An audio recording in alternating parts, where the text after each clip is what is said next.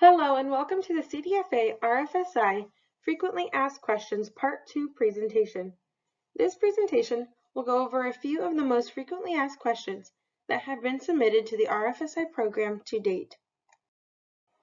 We will begin with the RFSI eligibility. There are three aspects to eligibility under the RFSI program. Number 1, an applicant organization or entity must have a unique entity identifier, or UEI, and physically be located in California. Number 2, projects should support infrastructure in the middle of the food supply chain for California food and farm businesses and other eligible entities. These stages include processing, aggregation, and distribution. And number 3, the commodities must be food system crops and products meant for human consumption, excluding meat, poultry, and wild-caught seafood.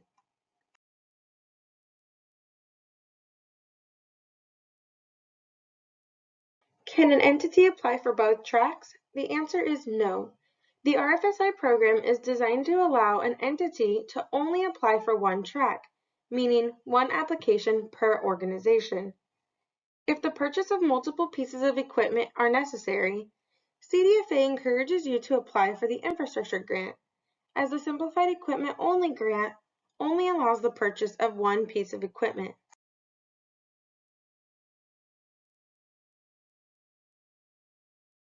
Can CDFA evaluate my application? No. CDFA cannot answer questions pertaining to the evaluation of specific aspects of an application. This includes questions such as whether a particular response is reasonable, which answer will best benefit a proposal's competitiveness, or how to justify a specific response. RFSI is a new program. As such, there are no historical examples of which projects have been more or less successful in past application cycles. CDFA recommends all applicants refer to the scoring rubric in the request for proposals to understand how the Technical Review Committee will score each proposal. The committee will receive the same guidance that is included in the request for proposals. Note that, while CDFA is able to provide support and answer general questions, CDFA cannot advise individual applicants on how to best complete their application or how to answer specific questions. Nor can CDFA speculate on how reviewers will view a particular application or question response. CDFA recommends all applicants provide as much detail, support, and documentation as is available to them at the time of application. A good rule of thumb is to ask if a reasonable reader would understand a response and find it to be justified, complete, and fully answer the question asked.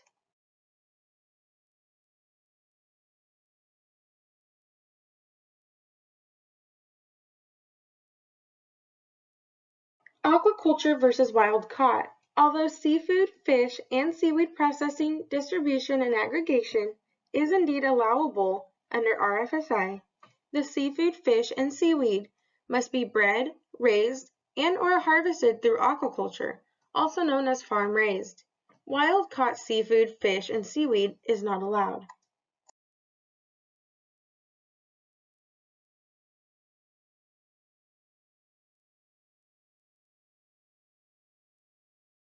Does your entity produce, grow, or harvest? Although producing, growing, and harvesting are very crucial stages in California agriculture, these stages are not allowable under the RFSI program, as there are various other programs available for these stages. If you are looking for resources that pertain to these stages of agriculture, a great resource is the Southwest Regional Business Center. You can visit their website at swfoodbiz.org.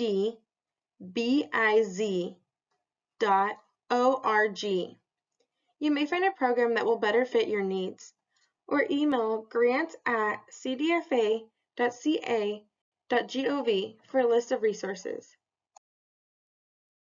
How about baking?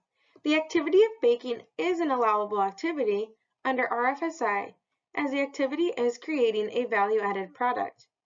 If the activities begin to fall outside of baking, such as activities related to markets or consumers, like marketing, promotion, renovation of retail space, or selling, these would not be eligible. Aggregation and distribution activities of eligible commodities that include transportation and delivering are allowable as long as the activity is supporting the middle of the food supply chain. A few of these activities include collecting, storing, cold storage, or shipping from farms to an aggregation and/or distribution or retail center. Note that the distribution or transportation and delivery of eligible goods directly to a consumer is not allowed, as it falls outside of the middle of the supply chain. This includes delivering donated goods direct to consumers. Construction is allowed under RFSI, as long as it is for the operation of the middle of the food supply chain. This includes new processing facilities and modernizing or expanding middle of the food supply chain facilities. Construction costs can vary, but costs can include administration and legal expenses, relocation, architecture and engineering fees, project inspection fees, site work, or removal and demolition. The infrastructure of wastewater management is allowable per the USDA program guidelines and requirements, and therefore also eligible under the CDFA RFSI program guidelines and requirements. What about solar? Solar could be allowable if the cost is deemed reasonable and necessary. Note that costs associated with solar, such as tax, installation, and delivery fees, could be allowed under Simplified Equipment Only grant. Costs related to upgrading electrical systems or structures would fall under the infrastructure grants only. There were quite a few questions regarding matching funds, so hopefully these next slides can clear up a few questions. Matching funds are only required for the infrastructure grant. The Simplified Equipment Only grant does not have match requirements. The recipients are required to contribute 50% of total proposed project costs as a match to federal funding, unless an applicant qualifies for the reduced match of 25%. The qualifications for reduced match will be discussed in a few slides. Match funds may consist of cash match, in-kind contributions, or any combination thereof. Funds from other grant programs may not be used as matching funds. Note that funds from other state grants may be used as matching funds, so long as the funds do not originate from a federal pass-through grant and are not committed elsewhere as matching funds. Costs used for matching funds must be allowable costs under the RFSI program.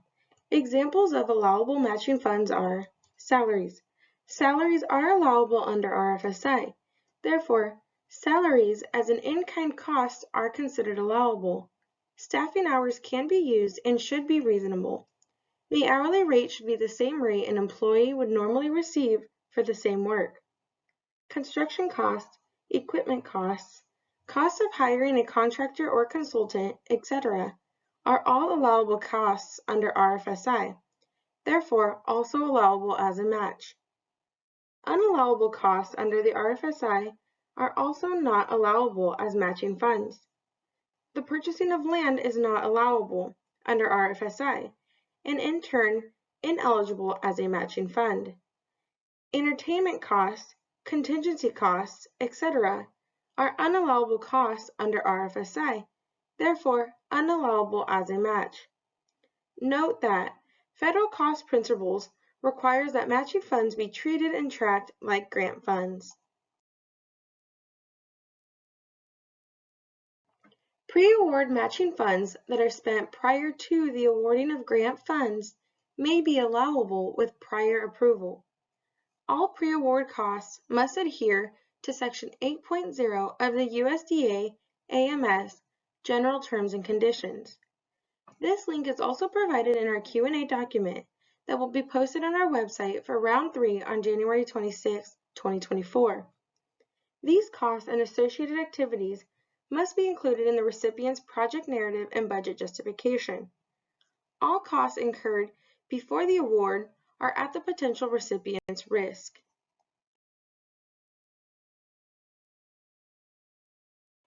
The reduced matching fund of 25% contribution requires a self-certification in the infrastructure grant application.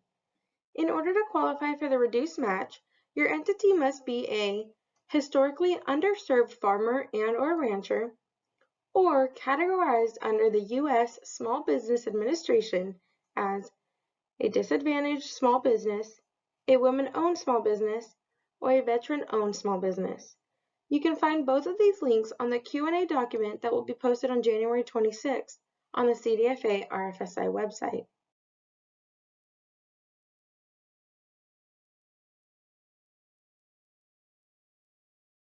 That concludes the Frequently Asked Questions Part 2 presentation. If you have any additional questions, please submit them to grants@cdfa.ca.gov. Thank you.